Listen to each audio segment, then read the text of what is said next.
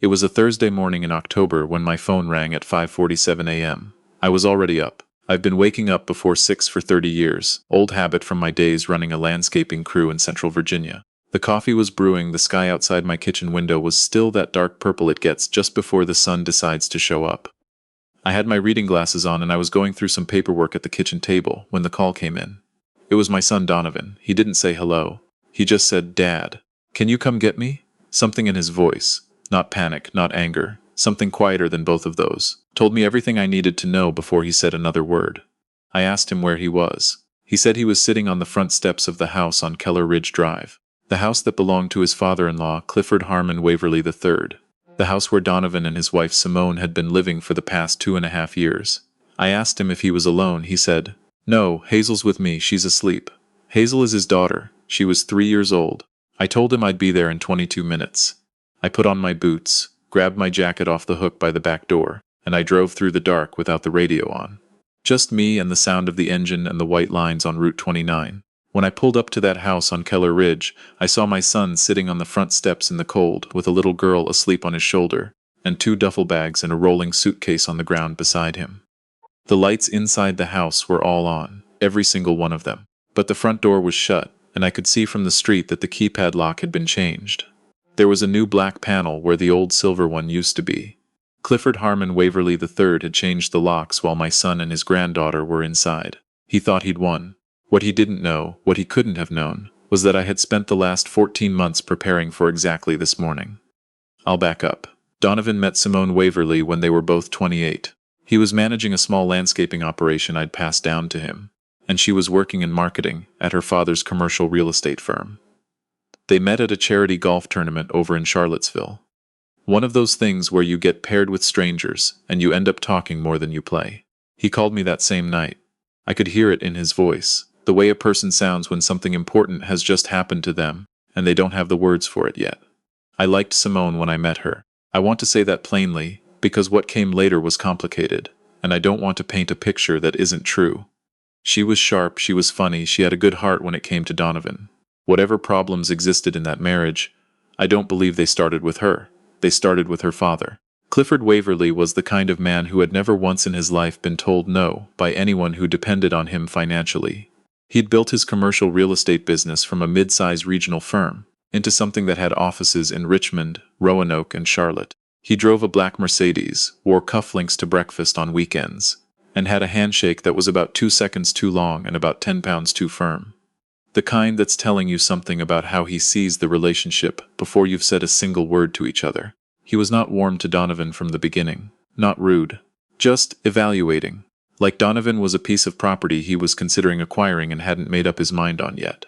When Donovan and Simone got engaged, I expected Clifford to be at least polite about the wedding planning. Instead, he turned it into a negotiation. He offered to pay for the wedding, which, fine, some fathers do that. But the offer came with a list of things that were and were not going to happen. The venue was Clifford's choice. The guest list was Clifford's review. The rehearsal dinner was at the Waverly family home in Keswick, and the menu was approved by Clifford's wife, Diane, who was a perfectly pleasant woman who had spent 30 years learning how to be invisible whenever her husband was in the room. Donovan came to me about the wedding stuff maybe 3 times. Each time he framed it as just how Simone's family does things. Each time I listened, and I didn't say what I was thinking. What I was thinking was, this man is going to keep moving the lines until your life is inside his property. After the wedding, they rented a small house over in Crozet. Donovan was running the landscaping business, picking up commercial contracts, doing well enough. Not Waverly money, but honest money, growing money. Then Simone got pregnant with Hazel, and somewhere in there Clifford made an offer. He had a house on Keller Ridge Drive, a rental property he owned, 4-bedroom colonial, nice neighborhood, good school district. He told Donovan and Simone they could live there. No rent, just live there, get established, save money while the baby was small. Donovan called me about it. He said, "What do you think, Dad?" I was quiet for a moment. Then I said, "What does the arrangement look like on paper?" He said there wasn't anything on paper. It was family. I said, "I understand that.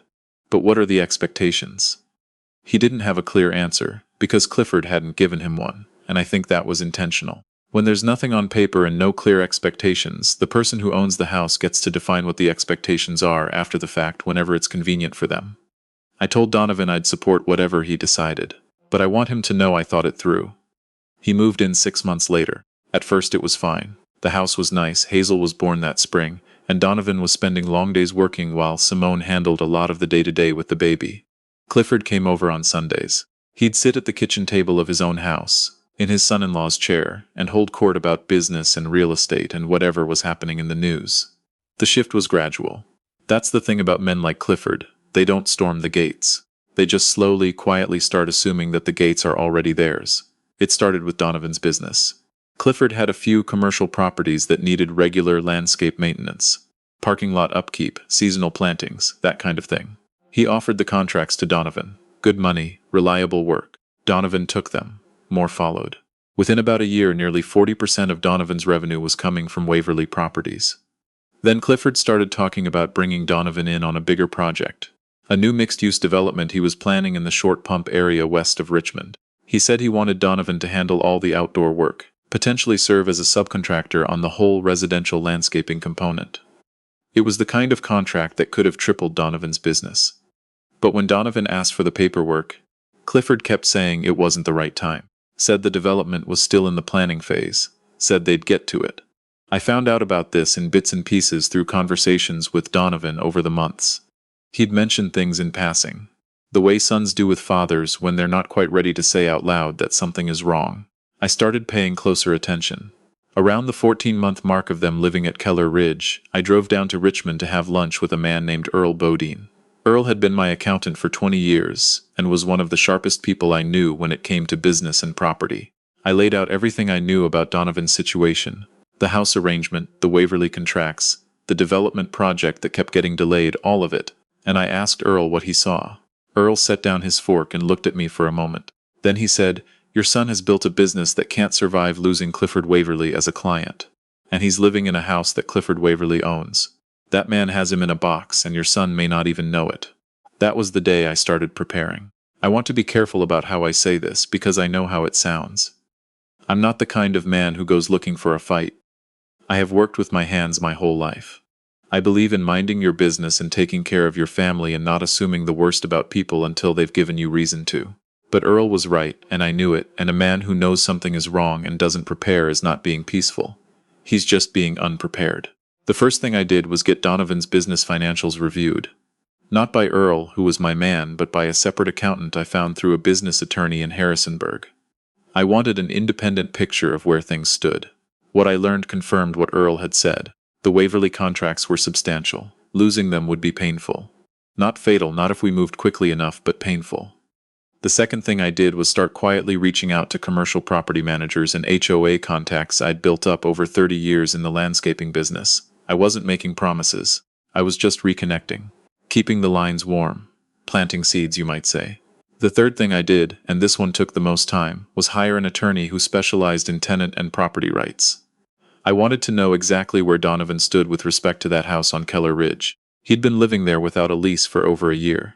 What were his rights? What notice was Clifford required to give if he wanted them out? What protections existed for the grandchild who'd been born and raised there? The attorney's name was Frances Okafor, out of Charlottesville. She was thorough and plain-spoken, and she didn't waste my time. What she told me was this.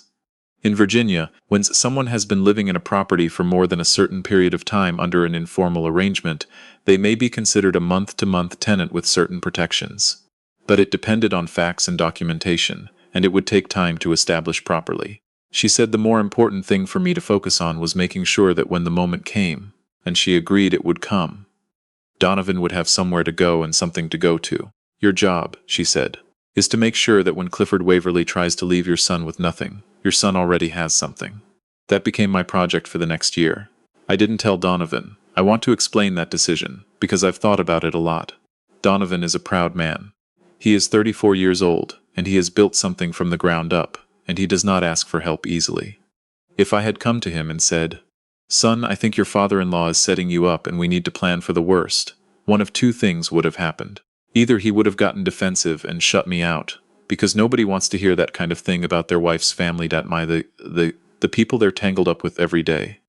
Or he would have confronted Clifford directly, and Clifford would have known the game was up and moved faster than we were ready for. The timing had to be right. I needed to be holding all the cards before I played a single one. So for 14 months I worked quietly. I I rebuilt Donovan's client pipeline from the outside without him knowing. I secured 2 commercial contracts through contacts of mine, a small shopping center in Waynesboro and an HOA in Staunton. And I had them held, ready to bring to Donovan the moment he needed them. I worked with Francis Okafor to understand every legal option. I found a rental property in Crozet, a nice one, 3 bedrooms, good landlord, good price, and I had a verbal agreement with the landlord that I could send someone his way on short notice.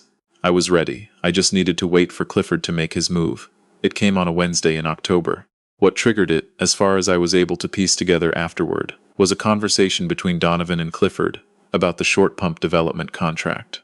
Donovan had finally pushed. He'd asked Clifford directly for the paperwork, said he needed something in writing to plan his business around, and that he couldn't keep his crew on standby for a project that had no timeline. Clifford, from what Donovan told me later, didn't like being pushed. He said the contract was a gift, not a right, and that Donovan needed to remember whose resources were making his life possible. Donovan said something back to him. I don't know exactly what. But that night Clifford came to the house, spoke to Simone privately, and by the time Donovan came downstairs from putting Hazel to bed, Simone was crying and Clifford was standing in the living room of his own house, with the look of a man who had already made a decision. He told Donovan he had until morning. Donovan called me at 5:47 a.m. When I pulled up to Keller Ridge and saw him sitting there on those steps with Hazel against his shoulder, I got out of the truck and I walked up to him, and I put my hand on the back of his neck the way I used to when he was a boy. He looked up at me. His eyes were red, but he wasn't crying. He said, "Dad, I don't know what I'm going to do." I said, "I do. Come on, let's get your daughter in the truck." He looked at me. Something shifted in his face. Some confusion, like he was trying to figure out what I meant. I helped him get Hazel settled in the back seat with a blanket. Then we loaded the bags. He sat in the passenger seat and I started driving, and after about 5 minutes of silence he said, "Dad, I don't have anywhere to go." I said, "Yes you do. I have a place for you in Crozet, 3 bedrooms, good landlord, good neighborhood for Hazel. The deposit is covered and the first month is taken care of. You're moving in this week." He was quiet for a moment, then he said, "What?" I told him to listen, because I had a lot to say and I wanted to say it once. I told him about the Waynesboro contract and the Staunton HOA. I told him they were his, signed, starting in 60 days, enough to replace most of what he was going to lose from Clifford. I told him I had 2 more contacts I'd been holding and we'd bring those in as soon as he was steady. I told him about Francis Okafor and what she'd told me about the Virginia tenant situation, and what options might exist on that front if he chose to pursue them. He sat there and he stared out the windshield and he didn't say anything for a long time. We were on Route 250 by then, just past Shadwell, the sun barely up over the hills. Then he said, "How long?" I said, 14 months. He turned and looked at me and I could see it, not just the surprise but something underneath it. Relief, maybe. Or the particular feeling a person gets when they realize that someone has been quietly standing behind them, steadying things, when they thought they were standing alone. He said, "You didn't tell me." I said, "No." He said, "Why?" I said, "Because if I had, you would have tried to handle it yourself before you were ready, or you'd have tried to make peace with Clifford to avoid the whole thing, and neither of those would have ended well. I needed him to play his hand first, and I needed ours to be better before he did." Donovan looked out the window for a while. Then he said, "What about Simone?" I didn't answer right away, because that was the part I didn't have an answer for. The house situation, the business situation, the legal situation, those I had prepared for. What happened between my son and his wife, I couldn't control and hadn't tried to. That was their marriage, their hurt, their work to do if they chose to do it. I said, "That's between the 2 of you, and that's going to take time, whatever happens. But I wanted to make sure that whatever you decide about Simone, you had options that weren't decided for you by her father." He nodded slowly. Then he said something I didn't expect. He said, "Is Hazel going to be okay?" I said, "What do you mean?" He was quiet for a moment. Then, carefully, he said, "There's something I haven't told you, Dad. Something I found out about 3 months ago." I kept my eyes on the road. He told me that about 3 months before that morning, Simone had told him something. She'd come to him one evening after Hazel was in bed, and she'd sat down across from him at the kitchen table. And she'd told him that when she was pregnant with Hazel, she had been, briefly, she said, involved with someone else. A man she worked with at the firm before she left to be home with the baby. She said it had ended before she even knew she was pregnant. She said she'd done a private DNA test 6 weeks ago. She said that Donovan wasn't Hazel's biological father. The truck got very quiet. I asked him how he had handled that. He said he hadn't fully. He said he'd been walking around with it for 3 months and hadn't told anyone. He said the night Clifford had thrown him out. Part of him wondered if Clifford knew, and if this was somehow connected. He said the thing that was breaking him wasn't losing the house or losing the contracts. It was not knowing what it meant, what he was to Hazel now, what Hazel would think of him someday. I took a long breath, then I said, "Donovan, I want you to look in the back seat." He turned. Hazel was curled up under that blanket, her head tipped to the side, sleeping the way small children sleep when they feel completely safe. Dark lashes, little mouth open, one hand tucked under her cheek. I said, "That is your daughter. She was asleep on your shoulder at 5 in the morning because you are the one she reaches for. You are the one who puts her to bed and makes her pancakes and sits with her when she's sick. Biology is information. It is not a replacement for what you have already built with her." He didn't say anything. I heard him exhale, slow and unsteady. I said, "What Simone did was wrong. That's between you and her to work through if you can. But your relationship with Hazel, that is yours, and no one can take that from you unless you let them." He put his face in his hands for a moment, not crying exactly, just the weight of it. Then he sat up and looked out the window again and said, "Okay, just that, okay." In the weeks that followed, a lot of things moved at once. Donovan got into the crochet rental. Hazel settled in quickly the way young children do when they feel safe and loved. She asked about Mommy, which was hard, but she also kept asking about her toys, which told me she was going to be all right. The Waynesboro and Staunton contracts came through on schedule. The 2 additional contacts I'd been holding, a property management company in Culpeper and an HOA out in Goochland County, both signed on within 6 weeks. Francis Okafor sent a letter to Clifford Waverly's attorney, outlining Donovan's tenant rights and requesting formal documentation of the property arrangement for the period he and Hazel had resided there. I won't go into the details of what happened next legally, other than to say that Clifford Waverly, who had spent 30 years assuming that money and ownership were the same thing as power, discovered that they are not always the same thing at all. He settled, quietly, the kind of settlement where nobody talks about it afterward. As for Simone, that story isn't mine to tell fully. I'll say only this. She and Donovan did try for several months. They tried because of Hazel, and because there was real history between them, and because Simone was not a bad person who had done a wrong thing. She was a complicated person who had done a wrong thing. And those are different. I don't know what they'll ultimately decide. What I do know is that Donovan made his choices from a position of stability, not desperation.